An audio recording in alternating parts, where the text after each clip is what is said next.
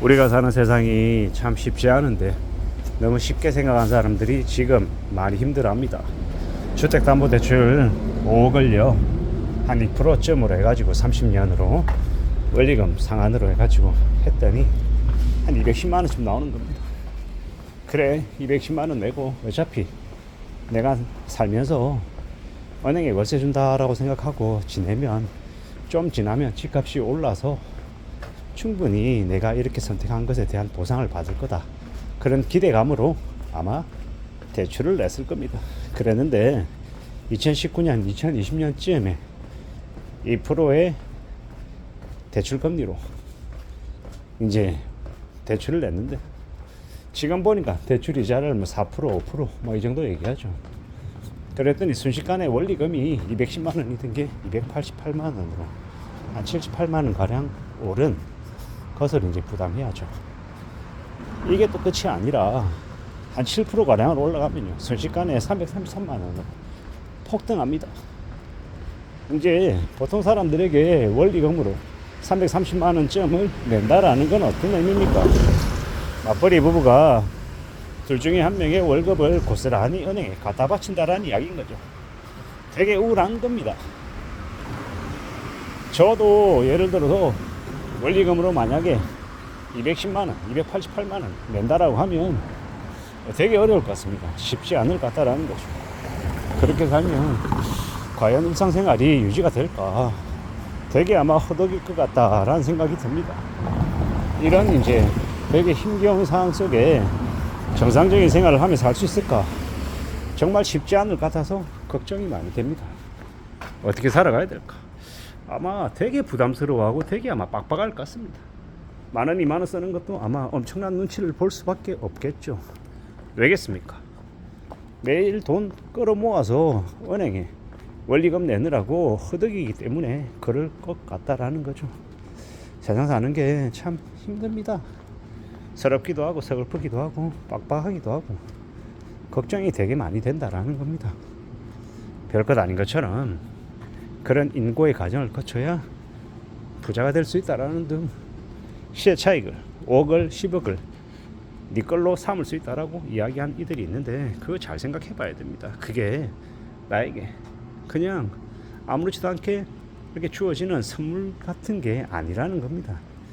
꽤 쉽지 않다라는 것, 만만하지 않다라는 것, 그리고 그런 거 기대하고 살다가 조금이라도 삐끗하면 와르르 이제 삶이 무너지는 게 그게 우리네 현실이다라는 겁니다.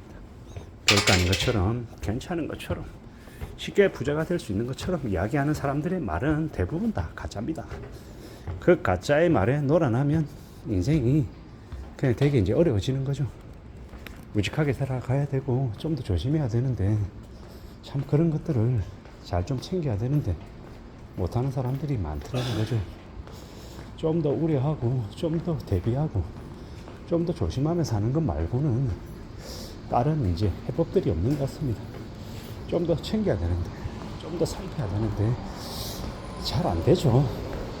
내 생각 내 바람대로 뭔가가 될 것처럼 생각하고 결정을 했을 텐데 실상은 그렇게 흘러가지 않는다라는 겁니다. 제가 아는 지인도 2019년쯤에 3억가량의 대출을 받아서 5억 초반에 아파트를 샀어요. 뭐 원리금으로 110만원, 120만원 좀 냈던 것 같습니다. 처음에는요. 지금은 한 170만원, 180만원 내는 것 같은데 되게 힘들어서 어려워하더라고. 힘들어하고 어려워하는데 상황이 금방 바뀌지 않습니다. 미치려고 하는 거죠. 왜냐, 살고 있는 아파트를 팔고 다른 곳으로 이사를 가고 싶은데 팔리지 않는다라는 게 첫 번째. 두 번째, 팔았다고 해도 다른 곳으로 옮긴다고 해서 다른 곳으로 옮긴 것에 대한 주거 부담이, 주거 비용이 확 줄어들지도 않더라는 겁니다. 오도 가도 못하는 신세가 된 거죠. 팔아버려서 빚을 처분하고 싶은데 그것도 마음대로 안 되고, 빚 처분한다고 해도 옮겨갈 곳에 대한 이제 주거 부담도 만만치가 않고 이걸 어떻게 해야 되나라고 힘겨워하는 거죠. 매달 은행에 내야 되는 이자 부담이 더 커져서 그것 때문에 많이 힘들어 하더라고. 3억 대출 받아서 그래도 한 5년가량은 대략 그래도 뭐 한 2, 3천만 원은 빚을 갚았을 텐데, 빚의 원금은 한 예간 7천 아래일 텐데, 그래도 힘들다라고 얘기하는 걸 들어보니 우리가 매달 생활하는 데 있어서 은행에 상납하고 남은 돈으로 생활한다라는 것 자체가 말처럼 그렇게 수월하지 않더라는 겁니다. 이런 빡빡한 일상 속에서 견디는 보통의 사람들의 삶의 무게는 더 엄청난 것 같습니다. 그래서 어른들이 빚지지 말라고 얘기하고 성실하게 살고 아끼고 절약하라고 말하는 게 빈말이 아닌 겁니다. 빚이 없으면 자기가 사는 집이 좀 그럼에도 그래도 눈치 안 보고 살고 먹고 싶은 거 먹고 여행 가고 싶은 곳 가면서 그럭저럭 그래도 살아가더라는 거예요. 근데 빚지게 되면 자신이 버는 돈이 한 달에 300이든 500이든 700이든 간에 매달 몇백만 원씩을 은행에 갖다 주고 남은 돈으로 살아간다라는 게 삶을 되게 비참하게 만든다라는 거죠. 매달 쫓겨가며 은행에 이자 내고 원금 갚아야 되는 날이 오면 그만큼 압박이 엄청난 게 없다라는 겁니다. 그게 현실입니다. 우리가 살아가는 지금의 시대를 어떻게 좀 헤쳐나가고 극복해야 될지에 대해서 잘 생각해 둬야 합니다. 빚 내는 것만큼 무서운 게 없다라는 거. 빚에 대한 이자나 원금 상환이 우리에게 오는 그 압박감이 우리의 삶을 되게 힘들게 하고 위축되게 하고 눈치 보게 하고 또 쪼그라들게 만든다라는 거, 우리는 명심해야 됩니다. 살아간다라는 게 내가 눈치를 최대한 덜 보고 나의 자신감으로 살아가야, 그렇게 지내야 하는 일이 잘 되지. 눈치 보고 쫓겨가면서 매일 저기 바깥에 나가서 눈치 보면서 굽신굽신거리면서 예 내일까지 넣겠습니다, 이번 주까지는 꼭 넣겠습니다, 죄송합니다, 연신 고개 숙이면서 눈치 보며 이야기하는데 어떻게 일에 집중할 수 있겠고 다른 사람들과의 관계에서 자신감을 내 보이겠냐라는 겁니다.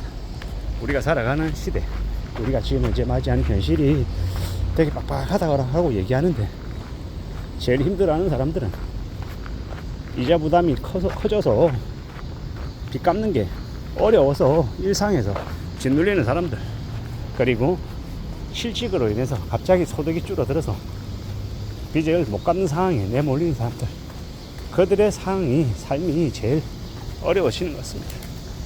어떻게 살아가야 될지, 어떻게 삶을 지켜내야 될지에 대해서 좀 잘 공유해야 될 시기인 것 같습니다.